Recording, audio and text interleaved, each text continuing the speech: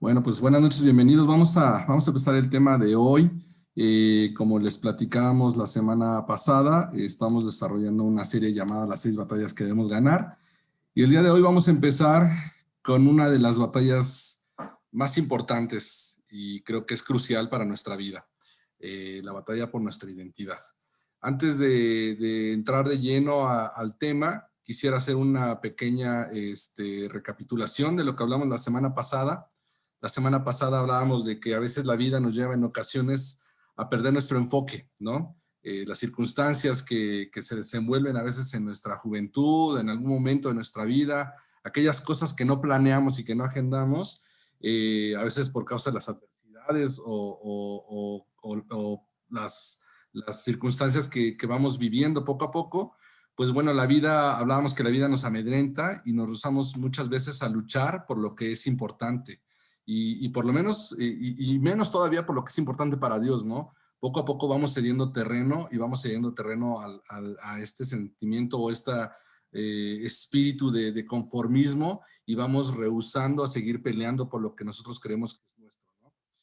También hablamos de que sin saberlo, estando con Dios o no, estamos directamente involucrados en un conflicto espiritual, un conflicto ancestral desde el inicio de que el hombre está en la tierra y que nosotros heredamos al momento de que Adán y Eva caen y salen del paraíso. Nosotros heredamos este conflicto, ¿no? Estamos justamente en medio de una guerra entre el restablecimiento del reino de Dios a través de nosotros, cuando nos toma, nos compra de nuevo y quiere retomar la posición que nos pertenece de autoridad para juzgar y para ejercer dominio en la tierra.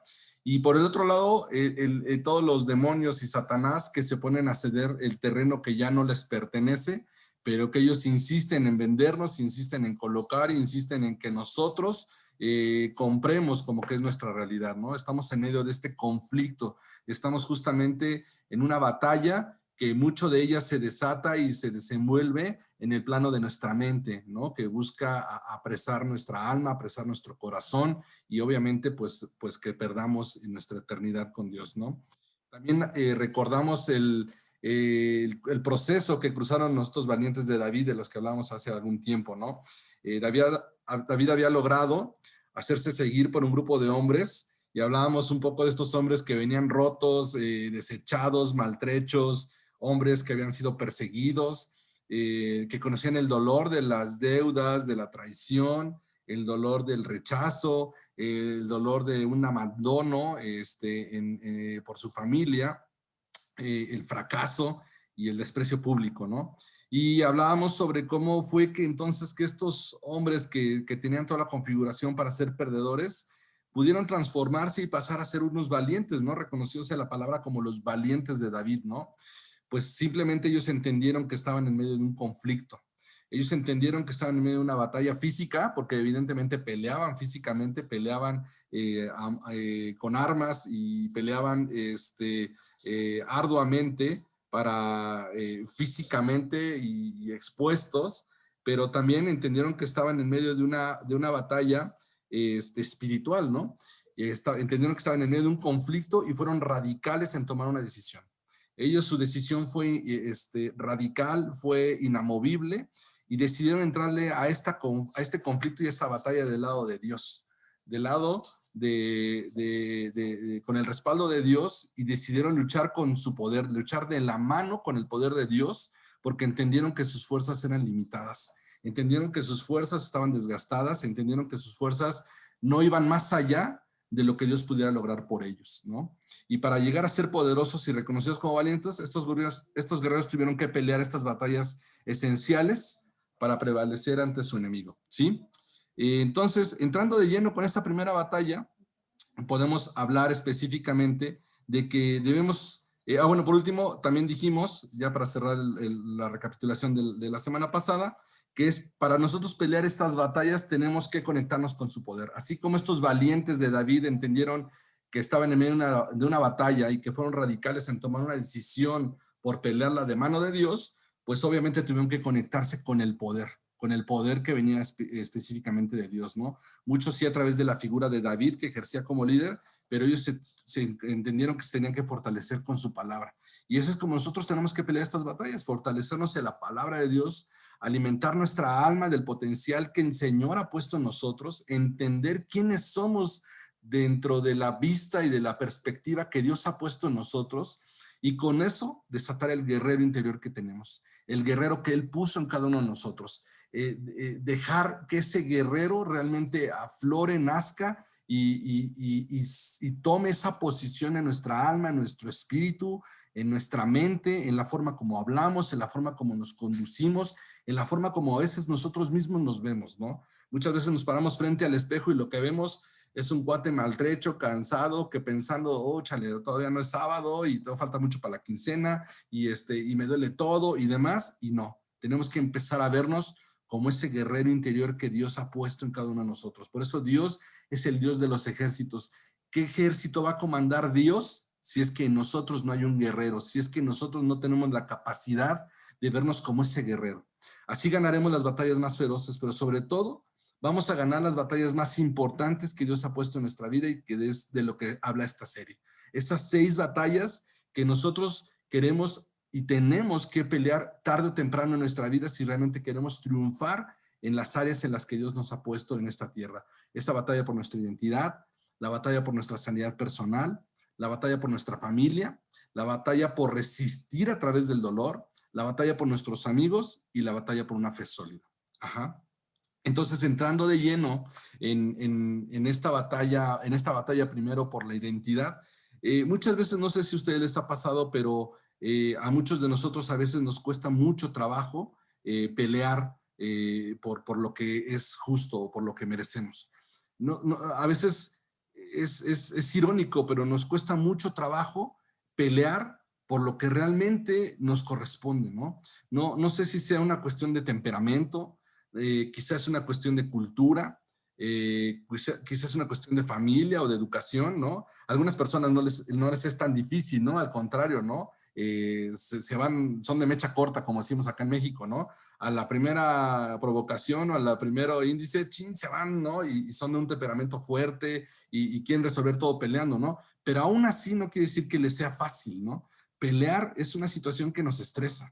Enfrentarnos a una situación de conflicto, una situación de luchar por nuestros intereses, de defender lo que nos corresponde, de defender lo que creemos que es justo para nosotros, pareciera que es difícil, pareciera que realmente es muy complicado, ¿no? Y no sabemos si a lo mejor es una cuestión de valor o de denuedo, ¿no? De tener el valor de ir al frente, de tener la osadía de decir hasta aquí y ir a pelear, o simplemente nos hemos conformado en no hacerlo. Simplemente a lo mejor estamos en una posición o tenemos hemos sido cauterizados en nuestro temperamento, en nuestra alma, en nuestro corazón, y nos hemos conformado con no pelear más, ¿no? Y para esto les platico un poquito una anécdota muy reciente de este fin de semana, porque justamente mi hijo, David Elías, que está por cumplir 8 pronto, empezó a practicar, lo metimos a empezar a practicar taekwondo y karate do a finales del año pasado, ¿no? Y empezó muy bien, empezó haciendo las figuras, las formas, y todas las primeras clases estaban muy enfocadas hacia la técnica y a la postura y cómo golpear y cómo hacer la patada y demás, ¿no? Pero oh, sorpresa, ¿no? Hace 2 semanas nos avisan que el domingo que pasó, el domingo pasado, iba a haber un intercambio con otra escuela en donde era 100% combate. No se trataba si de hacer la patada bonita, no se iba a tratar de que si te sabías la kata 1, la kata 2, no se iba a tratar de si como tan derechito ibas a, ¿no? Era combate. Combate 1 a 1, de acuerdo a sus categorías, de acuerdo a las edades, de acuerdo más o menos al peso, pero era 100% combate. Y yo veía en él el estrés, ¿no? Es más, yo estaba estresado ya, ¿no? Desde que me enteré y que vi que el maestro empezaba a hablarles de combate, dije, ay, no, ya los voy a poner a pelear. Y bueno, y no se habla el domingo, ¿no? El domingo no sé quién estaba nervioso, si él o yo, o todos los que estábamos ahí. Pero justamente el profesor empezó a instruirlos a dar el golpe y a cómo moverse en el combate, y que si la patada y fuerte y la defensa y todo, ¿no? Y algo que me di cuenta que yo tenía que trabajar con él yo le decía, no, él daba muy bien la patada, pero justo retraía el pie, ¿no? Soltaba la patada y retraía el pie, ¿no? Y la daba suavecito y corta, ¿no? Yo le decía, no, suelta la patada y deja ir el pie y todo, ¿no? Y me di cuenta que yo más que enfrentarme con un tema de técnica con mi hijo, de que si sabía hacerlo o no, es más bien, es que yo tenía que cambiar su configuración en su mente para decirle, llevo 8 años de tu vida o todo lo que va de tu vida diciéndote que no pegues, y ahora él se enfrentaba a esta disyuntiva y a esta contradictoria instrucción de decirle, ahora pega, ¿no? O sea, a ver, ¿cómo? Llevas toda la vida diciéndome que no pegue, que primero dialogue, que sea cordial, que no se arreglan las cosas con los golpes, que no demás, y ahora me estás pidiendo que pegue, y entonces ese era el conflicto, ¿no? Lo difícil era del conflicto era que él entendiera que yo le estaba dando una instrucción totalmente diferente. Ahora tienes que ir a pegar. Y yo veía el estrés y yo podía ver lo contradictorio que era para él entender ahora de decir, bueno, todo el tiempo me han dicho que así no se arreglan las cosas, que no es así, y ahora tengo que ir y pegarle y además, pues no me hizo nada el de enfrente, ¿no? Lo peor de todo, no estoy ni enojado, ¿no? Y no es una situación fácil, ¿no? El solo hecho de enfrentarte en alguien y saber que así como tú le vas a intentar pegar, el otro te va a tratar de pegar a ti, ya por sí solo ya es complicado y difícil, estresante, ¿no? Entonces, eso me recordó una anécdota de algún momento que hablábamos hace poco tiempo en familia sobre un vecino que cuando yo era pequeño, también en donde vivíamos, también me molestaba mucho, ¿no? Y me acuerdo que en alguna ocasión molestaba a mí, me molestaba a mis hermanas, a mi familia y todo, y era un chamaco bien latosito, ¿no? Y entonces hasta que fue innegable eh, fue irremediable que él y yo nos tuviéramos que dar un buen encontronazo a trancazos, ¿no? Y al fin de cuentas nos peleamos, ahí mi mamá tiene una versión de los hechos, yo me acuerdo de otra y seguramente hay muchas versiones de cómo realmente sucedió, pero al final terminamos dándonos nuestros buenos trancazos, quedándonos con nuestros moretones y con nuestro coraje y llorando y lo que sea. Y yo me acuerdo que en algún momento, platicando con mi hijo, yo le daba un consejo, ¿no? Yo le decía, nunca empieces una pelea, pero si no tienes otra opción y si tienes que pelear, pega primero, pega rápido y pega fuerte. Eso es yo lo que le decía en estos días. Tienes que entrarle, tu mejor defensa es el ataque. La mejor forma que tú tienes de enfrentar el combate es dándole. Y si ya le diste uno, dale dos. Y si ya le diste dos, dale tres, cuatro y todos los que puedas. Y pues como buen papá, pavo real, ¿verdad? Pues para hacer el primer combate que tuvo mi hijo el domingo con este tema del karate, algo que me sorprendió fue eso. No si lo hizo bien la técnica, no si voló como Karate Kid, no, sino que él tuvo la capacidad de reinventarse y soltar golpes y patadas. Y en el Inter, entre un combate y otro, pues yo me acerqué a verlo y le llevé agua y todo. Le dije, ¿cómo estás? Y yo lo veía ansioso y demás. Dije, ching, a ver si. Y le pegaron también a él duro, ¿no? Para hacer. Pues son chiquitos, uno los ve pequeños, pero a su edad es la misma proporción y pues siente los trancazos fuertes, ¿no? Y yo lo veía y le decía, ¿cómo estás? ¿No? Y yo decía, por favor, que y me sorprendió mucho lo que él me dijo en el Inter, ¿no? Porque tuvieron una ronda de 3 combates primero, después descansaron y luego otros 3 combates. Y me acerqué, ¿cómo estás? ¿Qué onda? Oye, muy bien, está muy bien, bien, tú muy bien las patadas, pero ¿cómo te sientes, no? Y me dijo, no, pues bien, papá. No. Oye, pero ¿qué piensas? ¿Te duele algo? No, no, no, papá. ¿Y qué? Pues, ¿por qué te veo ansioso? Y me dice mi hijo de repente, pues es que ya quiero volver a pelear. Y dije, muy bien, mi hijo, muy bien. Vamos, ahorita viene otra ronda, ¿no? Es eso. Hay veces que a nosotros nos cuesta mucho trabajo en conectarnos con nuestro guerrero interior. A veces hasta nos hemos olvidado que ese espíritu de lucha está dentro de nosotros. Pero lo que tenemos que hacer es reconectarnos con esa esencia que Dios nos ha puesto. Tenemos que reconectarnos con esa esencia que nos lleva a empujar todas esas herramientas con las que Dios nos ha equipado para ir a luchar contra aquel que está enfrente de nosotros, que no nos quiere dejar pasar, que no nos quiere dejar ir al otro lado, que nos quiere tener confinados en esa situación o en esa circunstancia y hacernos creer que Él tiene el control. Algo que yo le decía a mi hijo es, si tú pegas primero, tu contrincante va a entender que el control lo tienes tú y no lo tiene él. Y a veces así tenemos que ser con el enemigo. Tenemos que ir primero, tenemos que pelear y tenemos que demostrarle que el control no lo tiene él, que lo tiene nuestro Señor y es Él operando a través de nosotros. Cuando yo le daba este consejo a mi hijo de que nunca empieces, pero sí, pues dale primero y dale fuerte y dale rápido, pues pareciera que no es un consejo muy cristiano que digamos, ¿no? Y más considerando que el mandamiento de Jesús, ¿no? Que nos dice de que si alguien de repente nos pega en una mejilla, pues debemos de poner la otra, ¿no? Como dice en Mateo 5:39. Sin embargo, yo creo que en este pasaje Jesús no nos estaba propiciando a tener una identidad agachona o temerosa o a lo mejor condicionada, ¿no? Sino realmente yo creo que Jesús no nos está instruyendo a no defendernos, sino realmente yo creo que Él nos está enseñando que no debemos permitir que otra persona controle nuestro comportamiento. No debemos permitir que nuestro carácter esté por encima de las provocaciones o de las circunstancias. Más bien, Él quería que nuestro carácter estuviera por encima de las provocaciones o de las circunstancias, que no fuéramos víctimas de la ofensa, que no mordiéramos el anzuelo de la provocación. Eso es a lo que realmente Jesús, yo creo que se refiere cuando nos dice que pongamos la otra mejilla. Si es que alguien viene contra ti, no es porque nosotros seamos mansos al grado de que nuestra integridad esté en riesgo o que nos dejemos pisotear o que alguien venga y nos dañe y nosotros para dar buen testimonio, entre comillas, no hagamos nada. No debemos caer víctima de la provocación porque eso es lo que Satanás quiere.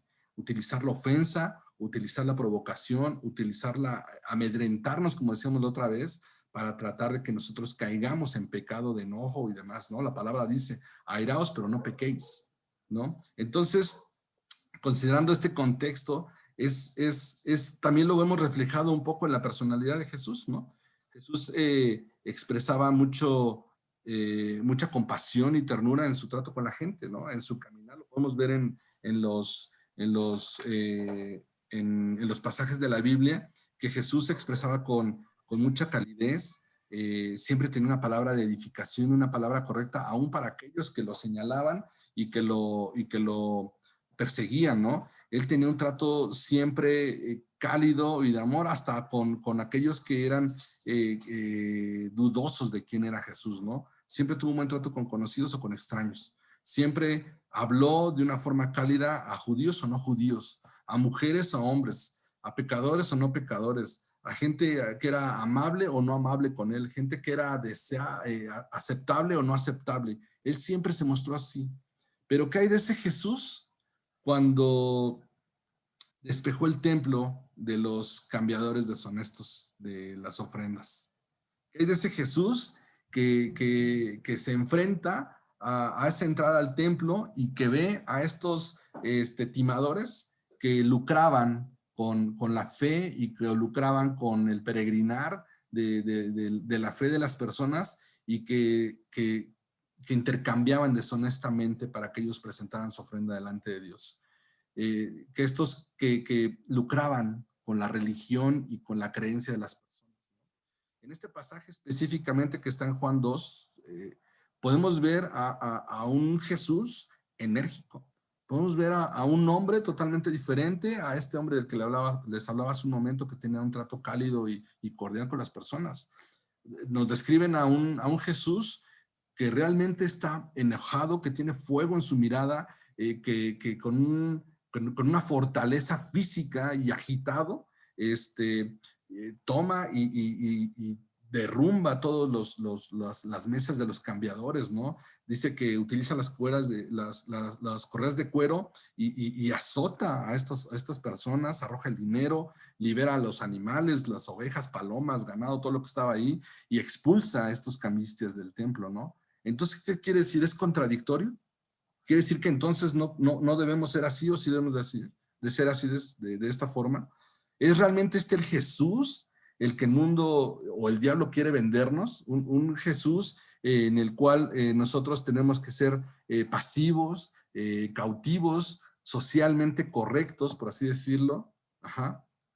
Pero al momento de ser de esta forma, realmente corremos el riesgo de convertirnos en seguidores de un Jesús que realmente tenía temperamento, un Jesús celoso por la honra a su Padre, un Jesús celoso por la fe de aquellos que han creído fiel y honestamente en su palabra, un Jesús que está dispuesto a pelear espiritual y físicamente por lo que es correcto. Realmente Satanás quiere vendernos un Jesús pasivo, un Jesús cautivo, que nosotros seamos igualmente pasivos y cautivos y hasta llegar al punto hasta ser cobardes, ¿no? Y temerosos de los bullies que están alrededor de nuestra vida, de los bullies que están alrededor de nuestra sociedad, ¿no? O del mayor bully de todos, que es el diablo, ¿no? El mundo nos quiere vender esa pasividad como correcta, cuando realmente nosotros podemos ver que nuestro Dios es un Dios de ejércitos que lidera y comanda, y que Jesús mismo peleó y no tuvo miedo de demostrar su enojo y su fortaleza ante lo que era incorrecto, ¿no? Y Satanás, ¿cómo lo hace? ¿Cómo quiere llevarnos a esa pasividad, a esa cobardía, a ese temor en la actualidad? Bueno, pues primeramente, bueno, ¿y por qué hablamos de esta cobardía, esta intención que tiene el enemigo de llevarnos a esta pasividad? Porque eso influye directamente en la identidad que nosotros podemos desarrollar al día de hoy. Esto influye y modifica directamente quiénes somos y cómo nos comportamos actualmente, ¿no? Y estos dos prejuicios culturales, que como les llamé así, son dos, ¿no? El primero, este prejuicio que nos dice, eres lo que posees. Yo creo que es uno de los prejuicios que al día de hoy gobierna mucho en nuestras culturas, independientemente de dónde vivamos, a qué nos dediquemos, cómo sea nuestra familia o cómo sea nuestro entorno social y cultural. Este prejuicio cultural es el que gobierna el mundo el día de hoy, el prejuicio del materialismo. Cuando tú le preguntas a una persona, generalmente antes eran los hombres, ¿no? Pero ahora hombres y mujeres, ya es muy generalizado. Cuando tú le preguntas a una persona, ¿por qué trabajas tanto tiempo y tan duro? Lo primero que la gente te responde es, pues, para salir adelante, ¿no? Dicen, oye, pues, ¿por qué tan matado? Dos chambas y ¿por qué tanto? No, pues es que queremos salir adelante. Pero, pues, ¿salir adelante de qué?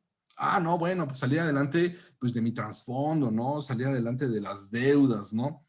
Quiero salir adelante en la sociedad, yo vengo de un estrato muy humilde, muy pobre, no era nadie y demás, y ahora quiero demostrar que sí puedo, ¿no? O que soy alguien, o que ser reconocido, ¿no? Pero realmente cuando crecemos, nos vemos impulsados a ganar la guerra por el botín tangible y visible de la victoria. El materialismo, ese prejuicio cultural de eres lo que posees, sutilmente lo que hace es que nos va sembrando esta carrera desenfrenada y esta ambición desenfrenada por transmitir tangible y visiblemente que nosotros podemos ganar esta victoria del materialismo, ganar esta victoria de la posición y de ostentar esta posición donde realmente podemos ver que estos que han conquistado esta batalla son fácilmente reconocibles por las casas, ¿no? Por la casa que tiene, en dónde vive, cómo es esa casa, de cuántos pisos, ¿no? O por los autos que tiene, ¿no? No solamente por el tipo de auto, si es lujoso o no es lujoso, si es caro o no es caro, sino hasta cuántos autos tiene, ¿no? No, bueno, no, es que no solo tiene dos, tiene cuatro, no, es más, no caben. Ocupa toda la calle para estacionar sus autos, ¿no? O por las vacaciones, ¿no? Sus vacaciones o sus lujos que se dan, ¿no? O porque todos los días se está estrenando algo, ¿no? O por su aspecto, ¿no? Muchas veces nosotros podemos identificar a estos vencedores de esta carrera o estos vencedores por la carrera de ser lo que poseen, tratando de demostrárnoslo a través de qué tan poderosos son o qué tan poderosos son las personas que conocen, o mejor aún, qué tan poderosas son las personas que los conocen a ellos, ¿no? El manejo de la influencia, la prepotencia, no, yo puedo más porque tengo más, o yo puedo más porque he conquistado más, ¿no? ¿Cuántas veces conocemos personas que su identidad gira alrededor de lo que traen puesto, de lo que vienen, de lo que están manejando, de lo que dicen que hacen, ¿no? Y lo que es peor es de que, pues, como una buena guerra o como una guerra tal, pues no se puede ganar una guerra sin tener bajas, ¿no? Muchas veces estas personas que se enrolan en esta batalla de tratar de ganar tangiblemente el ser de acuerdo a lo que tengo, pues tienen bajas, ¿no? Porque a veces es necesario sacrificar salud, a veces es necesario sacrificar familia, a veces es necesario sacrificar hasta su integridad moral, su integridad personal. Pues total, ¿qué más da, no? mientras sea tangible que tengo y como dicen por ahí, la felicidad no se compra, pero cómo nos acerca a ella, pues a veces las personas están dispuestas a pagar ese precio por ganar esa batalla, ese precio por creer que estamos realmente ganando el éxito o alcanzando el éxito en medida de lo que la balanza se inclina a nuestro favor, ¿no? Y sacrificar salud, sacrificar familia o nuestra integridad puede ser un precio muy alto cuando va ligada a nuestra eternidad, cuando va ligada a nuestra salvación. Cuando se comienzan a sufrir las consecuencias de la batalla o por tratar de ganar esa batalla, muchas veces las personas quedan solas o muchas veces las personas atraviesan enfermedad o simplemente viven aparentemente sin que les falte nada, pero en su corazón hay un vacío.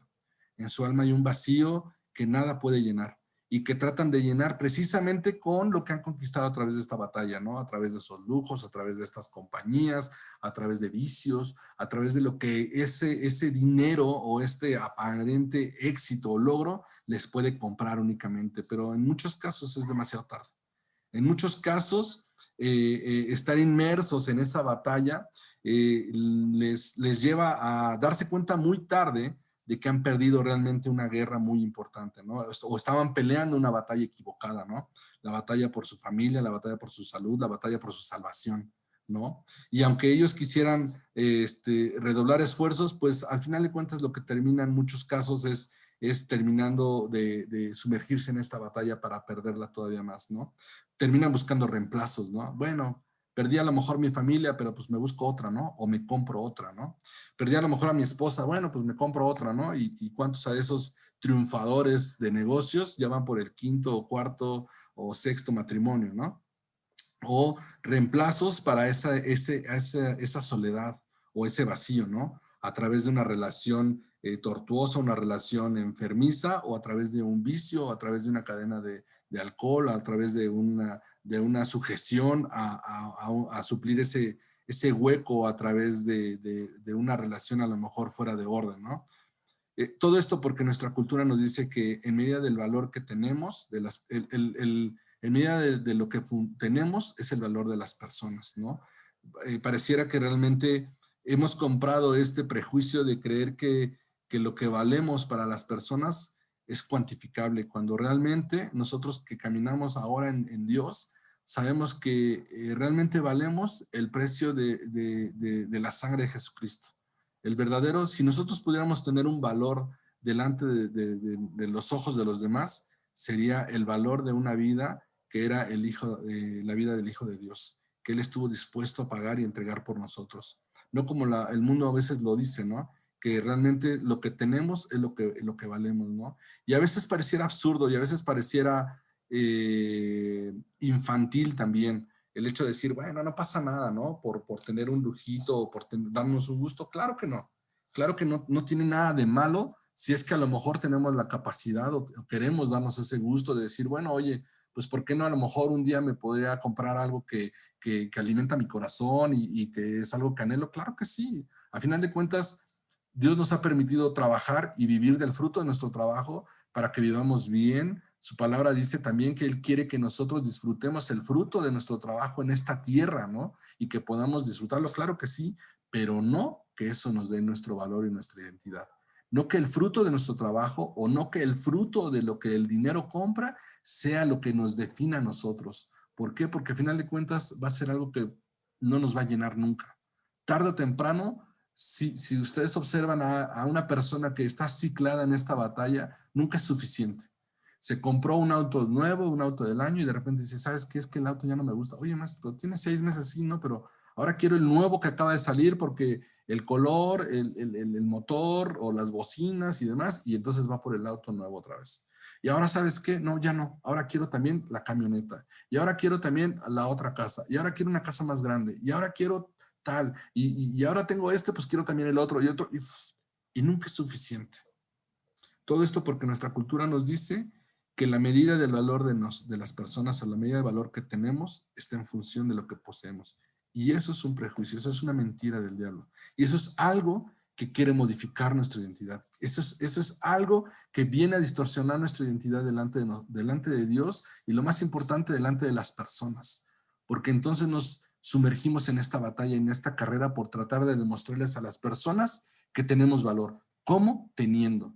Muchos de los jóvenes que caen en negocios ilícitos como venta de drogas o prostitución y demás, lo hacen porque en algunos casos porque vienen de un trasfondo de necesidad muy fuerte, sí, evidentemente, pero en otros casos ni siquiera es porque hay necesidad, es porque ellos quieren hacerse de una economía y no tienen más recursos más que metiéndose en este tipo de negocios, en este tipo de actividades para hacerse de una economía a la cual no tenían acceso. Yo tuve un amigo de la infancia que no vivía mal, vivía como nosotros, una clase media como cualquier otro, hijo de dos padres que trabajaban muy fuerte para darle lo que necesitaban, pero él se empezó a rodear de amistades equivocadas. Y él veía que algunos otros de repente tenían que una ropa de marca o unos tenis o algunos hasta un carro o una moto y decía, yo quiero tener eso. ¿Y qué terminó haciendo? Se terminó convirtiendo en uno de los dealers de drogas más fuerte que había en la colonia con tal de tener el dinero para comprar. Una de las últimas veces que lo vi, parecía muestrario de Avon, ¿no? Traía todas las cadenas colgadas aquí enfrente y así, y la moto y el carro y demás, pero te das cuenta a través de sus ojos que hay un vacío en su corazón, que a pesar de que quieren haber conquistado, entre comillas, el éxito, ese vacío solamente se hace más grande, porque su identidad está en un valor monetario, su identidad está depositada en un valor que no es el valor que realmente Dios dice que somos nosotros, no es en el valor que Dios pagó por cada uno de nosotros. Amén. El segundo prejuicio cultural del que les quiero hablar el día de hoy es alivia tu dolor con el sexo. Cuando este vacío y cuando esta ausencia envuelve a las personas y cuando vemos que el materialismo no es suficiente para llenar ese vacío, es una de las batallas más fuertes que las personas tienen que librar. Es esa batalla por defender y por proteger la pureza moral y la pureza sexual. Es una de las batallas más difíciles que yo creo que actualmente libra esta generación y librarán las generaciones futuras, la de la sexualidad. No hace mucho tiempo y sin hacerme acá el muy antiguo, pero las personas tenían que moverse escondidas para ver películas con sexo explícito, ¿no? Y se tenían que ir al puesto de periódicos y cosas por el estilo, ¿no?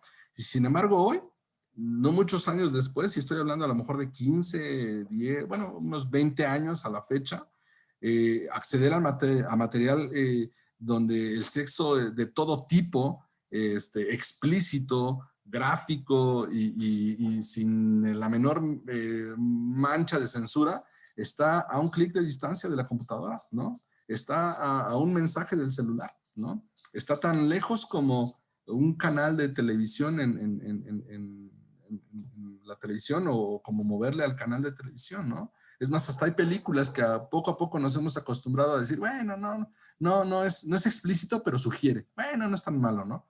Pero así, a ese punto hemos llegado, ¿no? Que nos han distorsionado lo que aparentemente era antes no era normal y ahora es tan natural que lo vemos a la vuelta de la esquina, ¿no? Y sobre todo, pues, porque es una de las especialidades de Satanás. Si en algo Satanás es especialista, es en tomar la creación de Dios, tomar lo bueno de la creación de Dios, tomar lo bueno que Dios hizo para nosotros y distorsionarlo. Pasarlo a través de un prisma que distorsiona la naturaleza y el origen y el propósito de eso que Dios hizo y lo distorsiona para su propósito. Lo distorsiona para que nos perdamos, lo distorsiona para nuestra maldición cuando realmente Dios lo creó para nuestra bendición. Satanás es especialista en distorsionar, por eso es padre de mentira y por eso es padre de engaño. La sexualidad tiene un propósito muy específico y fue diseñado por parte de Dios, fue hecho por Dios precisamente no solamente para nuestra reproducción, sino para que nosotros pudiéramos compenetrarnos con esa otra mitad que Dios hizo para cada uno de nosotros. Y Satanás se encarga de distorsionarlo, de corromperlo, de ensuciarlo para cumplir sus propósitos, pero también para que nosotros en medio de esa distorsión seamos condenados y encontremos maldición, nos alejemos del propósito natural de Dios. Y su plan es muy sencillo. El plan de Satanás en esta área es muy sencillo. Primeramente, quiere capturar el interés a través del sexo ilícito, a través de lo oculto, a través de la curiosidad. Quiere capturar nuestro interés y se cuela como la humedad en nuestra mente. Quiere hacerse presente poco a poco, pero poco a poco, así como se va minando y se va filtrando y va sutilmente bombardeando nuestros sentidos, al final su objetivo es capturar nuestra alma. Su objetivo es capturar nuestra alma, capturar nuestra atención, capturar nuestros deseos, capturar nuestros anhelos. Cuando no nos damos cuenta, las personas están inmersas en una prisión de la cual es muy difícil salir, ¿no? Imagínense qué tan eficaz y eficiente es la estrategia de Satanás tan sutil que logró atrapar a los hombres más piadosos, al hombre más piadoso, al hombre más sabio y al hombre más fuerte del Antiguo Testamento a través de la lujuria. El hombre más piadoso, el rey David. El hombre más sabio, el rey Salomón. Y el hombre más fuerte, a Sansón. Hombres que fueron sin duda escogidos, apartados y con un propósito de parte de Dios, que sus nombres están escritos en la Biblia, que sus obras están marcadas en la Biblia, que fueron un parteaguas para el pueblo de Dios, pero que al final de cuentas, tarde o temprano, la sutileza de la lujuria y del sexo ilícito y de la distorsión logró corromperlos, a David, a Salomón y a Sansón. El enemigo sabe que somos vulnerables. Satanás sabe que ese es un talón de Aquiles en nuestra vida. El enemigo sabe que ese es un área en la cual, si él la trabaja bien, puede lograr derribar al hombre más santo o al hombre más recto que se le pueda cruzar enfrente. Sabe que nosotros somos totalmente vulnerables en esa área, y es por eso que instruye a todo su ejército y a todas sus fuerzas para preparar una serie de tentaciones, para poner a disposición alternativas y oportunidades a nuestro paso. Yo me los imagino como campos minados, ¿no? Como en esa época de guerra, cuando tú quieres ir hacia un lugar, estabas en una batalla, ¿cómo es un campo minado? Pues de hecho, bueno, yo nunca he visto un campo minado en persona, ¿no? Pero me lo imagino por las películas, pero pues yo veo que los soldados van caminando y van caminando con cautela, porque aunque pareciera que no hay nada y es un pastizal o es una planicie, un lugar tranquilo, pues es un lugar en el cual cautelosamente el enemigo se dedicó a hacer una zanja, poner una granada, poner una bomba. Por ejemplo, los nazis lo que hacían es de que las bombas o las minas, como las ocultaban, las ponían en cajas de madera para que así los detectores de metales no las pudieran leer, y cuando pasaba un camión o un pelotón, ¡pras!, explotaba, ¿no? Así justamente el enemigo instruye a su ejército para poner campos minados en nuestra vida, para poner campos minados enfrente de nosotros, para que nosotros, cuando vamos caminando en el sendero de la vida, tarde o temprano, él busca que tratemos de pisar esa granada y explotarnos y reventarnos, ¿no? Me llamó la atención algo que cuando platicaba con Betsy sobre la clase y la estábamos terminando de revisar, yo le daba un dato que en algún momento encontré por ahí que dice, no sé qué tan actual sea, evidentemente no es de este año, pero no es muy lejano, que el negocio de vender deseo sexual a través de imágenes se ha convertido en el negocio más lucrativo del mundo, ¿no? Solamente en Estados Unidos representa un negocio de 100,000 millones de dólares anuales. 100,000 millones de dólares anuales, y no estamos hablando de películas, solamente de imágenes. No estamos hablando ni siquiera de prostitución y demás, solamente la venta de generar imágenes y venderlas y que la gente esté dispuesta a pagar por ellas representa un negocio de 100,000 millones de dólares anuales solo en Estados Unidos. Imagínense si no es lucrativo para Satanás. Imagínense si no es lucrativo no solamente para Satanás en el lado espiritual y en el lado de capturar el alma de aquellos que caen y que muerden la trampa de la sexualidad ilícita, sino además es lucrativo para aquellos que están trabajando en su obra. Lo hace rentable de ambos lados. Lo hace rentable por la parte económica, porque entonces la gente está dispuesta a paga, y entonces los que producen más, y lo hacen más accesible, y lo hacen más abierto, y lo hacen más barato, y lo hacen más fácil, y lo hacen más profesional, y por otro lado lo hacen lucrativo en la parte espiritual, porque cuando más accesible es, más barato es y más capacidad tiene de llegar a más personas. Más capacidad tiene de llegar a nuestras generaciones, de nuestros hijos. Más capacidad tiene de llegar a los jóvenes. Más capacidad tiene de que esté a solo un clic de distancia. Satanás sabe que esa es una de sus armas más importantes. Por eso el segundo prejuicio cultural es cuando nuestra identidad está sujeta a tratar de aliviar nuestra necesidad, nuestro vacío de identidad a través de la sexualidad, de la sexualidad. Es por eso que si nosotros hemos de cumplir el propósito de Dios, tenemos que entender cómo nos ve Dios. Tenemos que partir por tener un fundamento fuerte en nuestro corazón y abrazar cómo Dios nos ve a nosotros. Y uno de los versículos que creo que a mí me marcó en mis primeros días de caminar con Dios fue aquel que está en 2 Corintios 5, del 17 al 18. Dice, de modo que si alguno está en Cristo, nueva criatura es. Las cosas viejas pasaron. He aquí, todas son hechas nuevas. Y todo esto proviene de Dios, quien nos reconcilió consigo mismo por Cristo y nos dio el ministerio de la reconciliación. Este versículo en particular a mí me marcó, me impactó, porque primeramente me dijo, para mí, en español y en chilango mexicano, es un borrón y cuenta nueva. Oye, pero es que ayer, borrón y cuenta nueva. Oye, entonces quiere decir que el año pasado que yo, borrón y cuenta nueva. Ya ni me acuerdas. Es más, ni me lo recuerdes, porque yo ya no me acuerdo.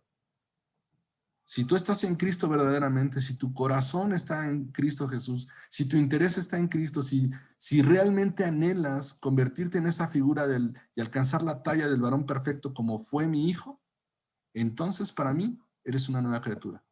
Estás hecho de cero. Todos aquellos que hemos creído en la salvación a través de Jesucristo, fuimos reseteados.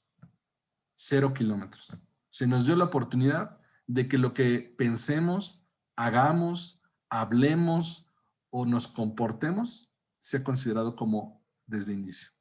Oye, pero entonces, ¿por qué vengo sufriendo las consecuencias de mi vida anterior? Bueno, no podemos borrar nuestra historia. No nos pueden resetear la historia de la cual venimos emergiendo cuando recibimos a Jesús o decidimos caminar de la mano de Jesús. Seguramente y evidentemente habrá consecuencias de decisiones que tomamos antes de vivir con Jesús. Pero eso no quiere decir que ese pasado defina nuestro presente y sobre todo pueda marcar nuestro futuro. Nuestro presente lo define por este versículo. Somos nueva criatura. Y en función de sabernos que somos nueva criatura delante de Dios, de identificarnos como nueva creación delante de Dios, y lo más importante, que esas cosas viejas pasaron y que todo lo que hagamos, digamos, pensemos y decidamos a partir de hoy va a ser nuevo, es entonces como nosotros redefinimos nuestra identidad y caminamos hacia nuestro futuro, hacia quien decidimos ser. Este versículo, si yo lo pudiera definir en una palabra, yo lo definiría en la palabra propósito. Yo te hice con un propósito y a partir de hoy he reseteado ese propósito y tu propósito es nuevo. Tú tienes un propósito para mí, porque lo pasado no me interesa. A mí me interesa todo lo nuevo que vas a pasar a partir de hoy. ¿Qué estás dispuesto a hacer? ¿Estás dispuesto a regresar a esa jaula? ¿Estás dispuesto a regresar a esa prisión? ¿Quieres regresar a esas viejas amistades? ¿Quieres regresar a esa condición? Así como el hijo pródigo estaba en el lodazal comiendo de la comida que sobraba de los cerdos. Dice, eres nueva criatura. A partir de ahora, regresa a casa del Padre. Y él decidió regresar. Yo así lo entendí. Y lo más importante, otra parte de este versículo que me marcó mucho fue, él nos reconcilió a través de Jesucristo. Primero tomó la mano de Jesús, Jesús tomó nuestra mano y toma la mano del Padre y nos une, como lo decía Betsy hace unas clases. Nos reconcilia con el Padre. Pero lo más importante, así como Él nos reconcilia con el Padre, nos dice, ahora yo también te doy a ti el ministerio de la reconciliación. Ve y une a otros más con el propósito que Dios tiene para esas personas. Que vean en ti que sí se puede salir de esa prisión. Que vean en ti que tienes una identidad en Cristo y que sabes quién eres y que no eres cautivo de aquellos que te quieren tener y amedrentar para buscar tu destrucción, para buscar tu condena, para buscar que tú no prosperes en tu alma y tú no prosperes en el propósito que Dios te puso. Reconcílienles con el Padre. Este versículo a mí me cambió mi forma de pensar. cambió mi forma de definirme a mí mismo, cambió la forma en la que yo empecé a comportarme de forma natural, porque literalmente yo ya había veces que decía, ay, no, ¿cómo lo voy a hacer? No, pues, bueno, no lo voy a hacer como antes, ahora lo voy a hacer diferente. Y empecé a pensar diferente, empecé a actuar diferente. Y había muchas cosas que yo no sabía cómo hacer, pues preguntaba. Oye, en este caso, pues, ¿qué procede, no? Y Dios me rodeó de gente sabia y de gente con un verdadero amor por ese proceso que yo vivía y me decía, no, mira, lee este libro, no, mira, hazlo de esta forma, no, mira, se ora así, o mira, tienes que orar, o mira, tienes que hacer, y entonces yo empecé a hacer esas pequeñas cosas nuevas para convertirme en esa persona que yo quería ser y no regresar a ser la persona que Dios dice que ya no era. Recordemos que nuestra guerra es contra un enemigo espiritual invisible y las fuerzas culturales que él utiliza para vencernos están a la vuelta de la esquina. Este enemigo que nosotros no podemos ver, pero es palpable, es tangible.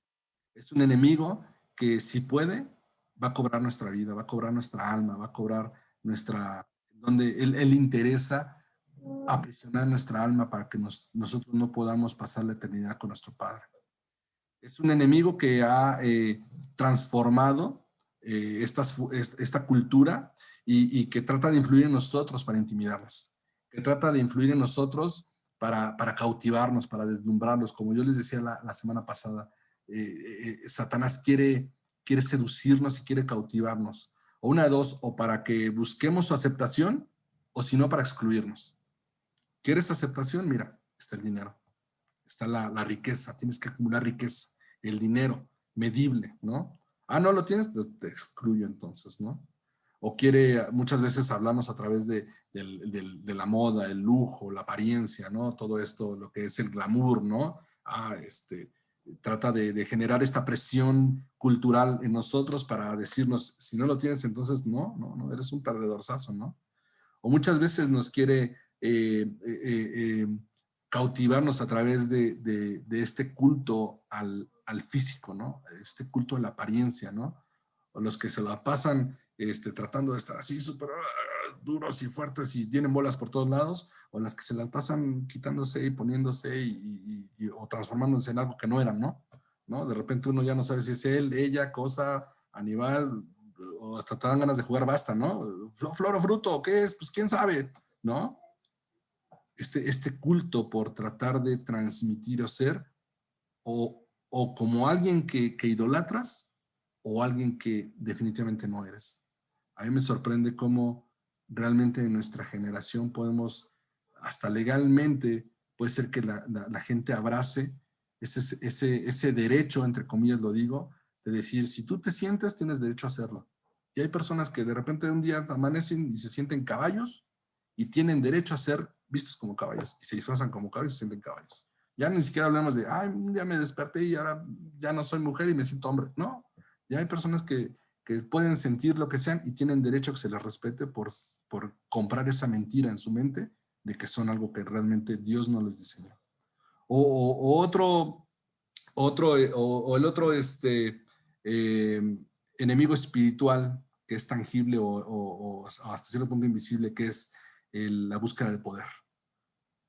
Es esta sed por tener influencia en los demás, por ejercer dominio en los demás, por tener este poder que les da acceso a cosas que a lo mejor nunca tuvieron, ¿no? A veces ese poder ya sea a través de los negocios, el poder a través de las relaciones, a través del renombre, ¿no? Muchas veces, no, es que yo soy fulanito y entonces tengo todas las maestrías, todas las licenciaturas y todo lo que pueda haber estudiado una persona en mi corta vida, porque entonces eso me hace poderoso.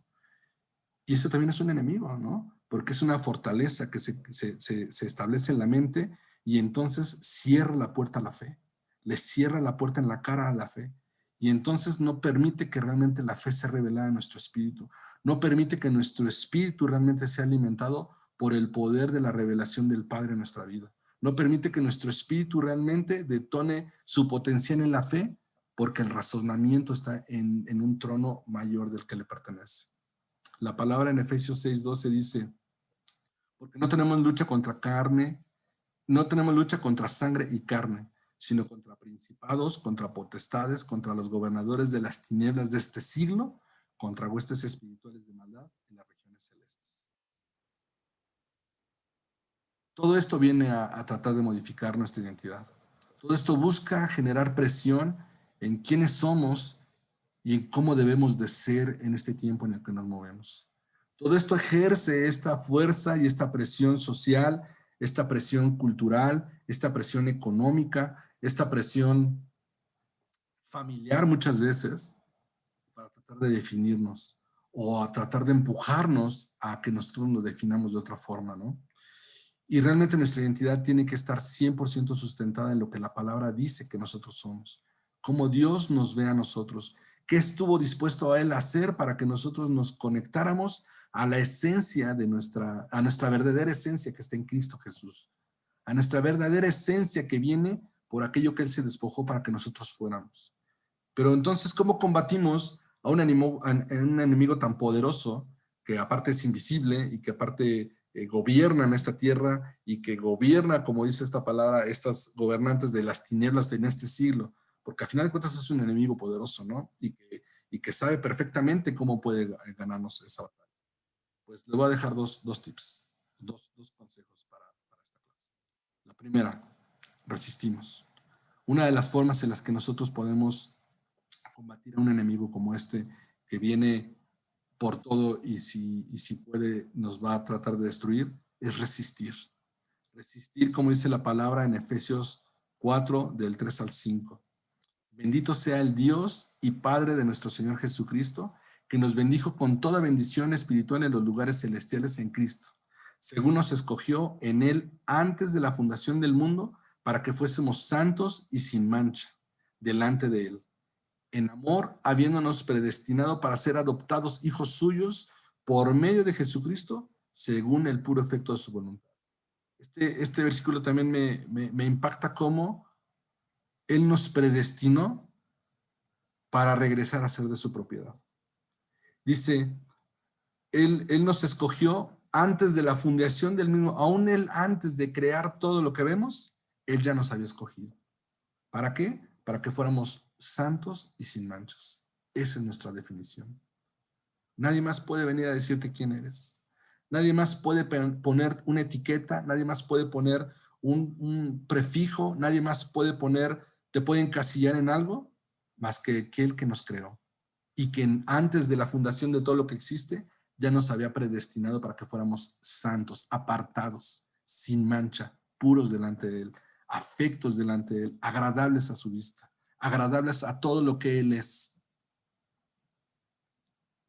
Él ya nos había predestinado para ser adoptados hijos suyos. Y lo dice la palabra a través de Jesucristo. Resistimos sabiendo que nosotros fuimos predestinados para ser aceptos delante de Dios. Rechazamos todo pensamiento de derrota y todo pensamiento que nos dice, no, eso no es cierto. Tú naciste para ser un perdedor. Tú naciste para ser tal. Lo que ellos quieren es hacerte el coco wash para que entonces, no. Nosotros resistimos creyendo que aquel que nos creó nos amó antes de que nosotros le conociéramos. Que aquel que pagó el precio máximo que nadie más podía pagar por nuestra salvación, ya nos conocía aún antes de que nosotros le conociéramos. Y nos predestinó para ser adoptados sus hijos. Para que a través de la obra de la cruz, nosotros pudiéramos ser adoptados y regresáramos al lugar donde pertenecemos, que es el regazo de nuestro Padre. Y la segunda forma como nosotros vencemos esta batalla es manteniéndonos firmes. La palabra en Efesios 6:13 dice, por tanto, tomad toda la armadura de Dios para que podáis resistir en el día malo y habiendo acabado todo esto, estar firmes. Nos mantenemos firmes en lo que creemos. Nos mantenemos firmes en sus promesas. Oye, pero es que yo no veo que responda. Nos mantenemos firmes. Oye, pero es que tú a lo mejor pues, lo dices porque no sabes lo que yo estoy viviendo. Todos pasamos pruebas. Todos pasamos adversidades.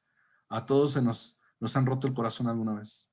A todos nos han roto y la vida nos ha presentado adversidades que han cambiado nuestra percepción. Sin embargo, nos mantenemos firmes en la promesa y sobre todo en quién prometió, porque fiel es el que prometió. Su fidelidad es para siempre, su amor es eterno. Nos mantenemos firmes. Y aquí un spoiler alert. Dice, tomando la armadura de Dios. Vamos a ligar este tema con la armadura y vamos a explorar cómo Él ya nos equipó. No solamente nos dio un espíritu guerrero, no solamente puso en nosotros un ADN de victoria, de conquista y de pelea, sino además Él nos provee de una armadura perfecta, suficiente para librar la batalla, para ganar la batalla, para conquistar la batalla. ¿Amén? Los valientes resisten y luchan para ganar.